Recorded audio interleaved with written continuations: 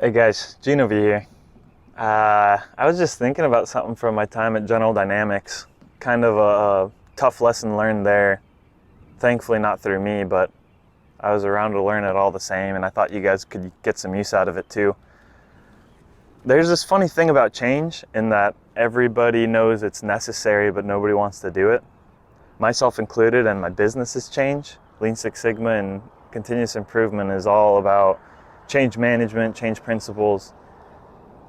And when I was at General Dynamics, there was a gentleman there that had previously run the manufacturing site, and part of them bringing me on was actually to help turn the ship around, per se.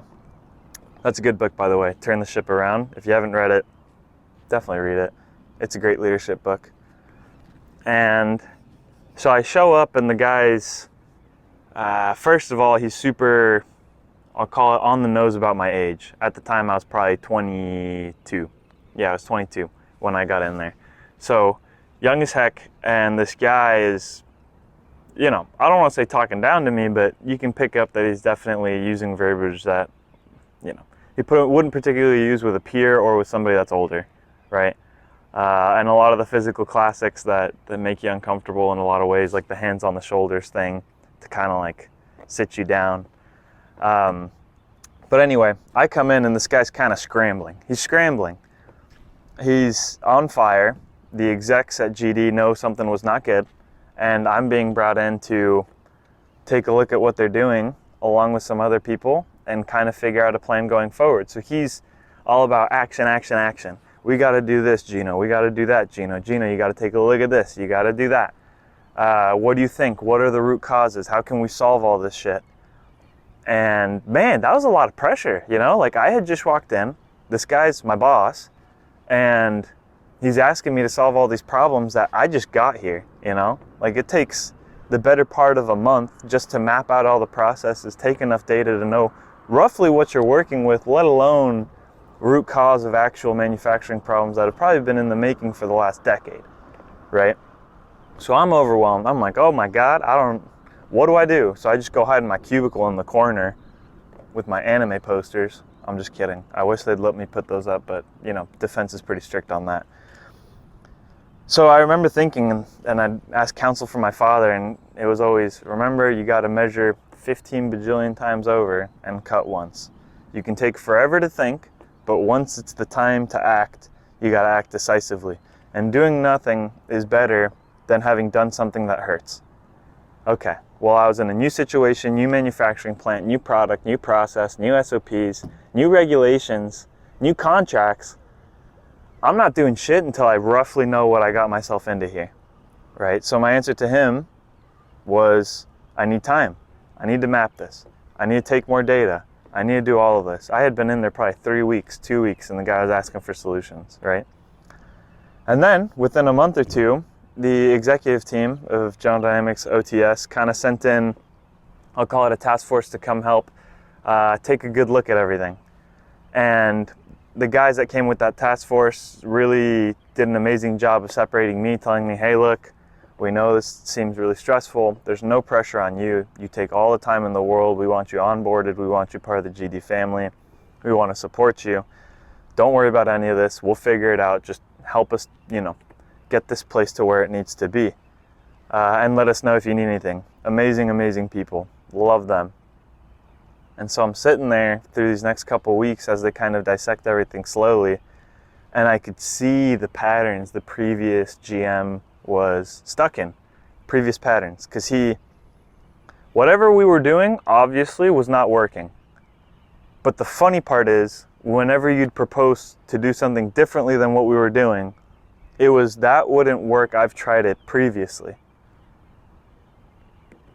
That wouldn't work, I've tried it previously. Right? And that kind of stuck with me because I was like, man, we got to change. Stuff's not good. It's not good. We got to change.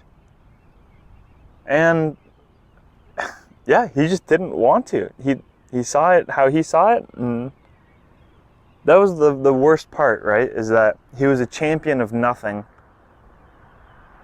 He would admit he needs to change and the situation needs to change, the manufacturing process needs to change. But after admitting that and saying that, he would proceed to not accept or champion any change.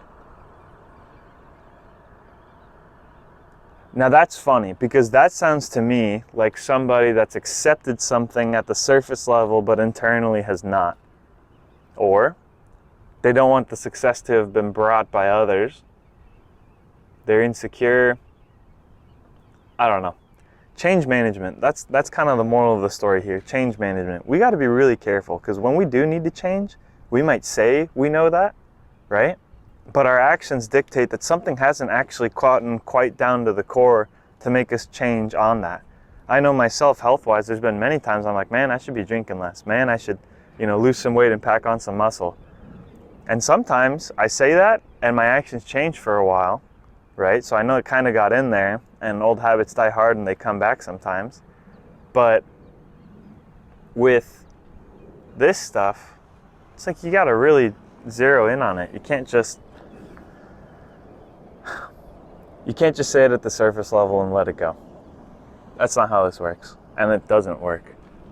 So whether it be professionally or emotionally, something I learned really heavily from that is, one, take my time. Take my freaking time. And number two is, once something has been decided through thought, clarity, and data, we got to internalize it and act on it and champion it to the point of figuring out if it worked or not. Once we're past the point of having known if it worked or not, we can pivot, we can change plans. Nothing's ever set in stone. That's the part of change. It's always changing, right? The new solution isn't the one you're going to keep for forever, because eventually there's going to be something better.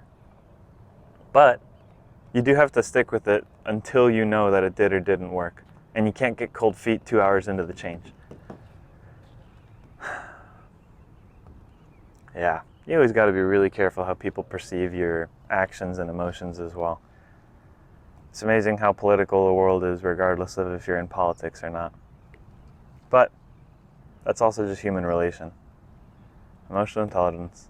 You guys should read up on that. So that's the lesson I have right now. That's the story. It's not a super fun one, but it's a necessary one, as much for me as for anybody to keep in mind. Change management, man. You got to be open to it. You got to be really careful. And you got to internalize when you do need to change, because it's not easy. But that's why some people, when they're 30, can tell you stories about 15 lifetimes that they've lived on different adventures, doing different things, having tried different things, learned, grow, succeeded, failed. And some people, when they're 70, can talk to you about their life, and you say, wow, feels like you only told me about like 5 years, You did the same thing in the same place with the same people all the time. And it might not even been particularly fulfilling, because I myself love farming and homesteading and all that jazz, so that's completely separate. But dead-end jobs that you don't like, got no time for that. So make sure we can figure out how to change.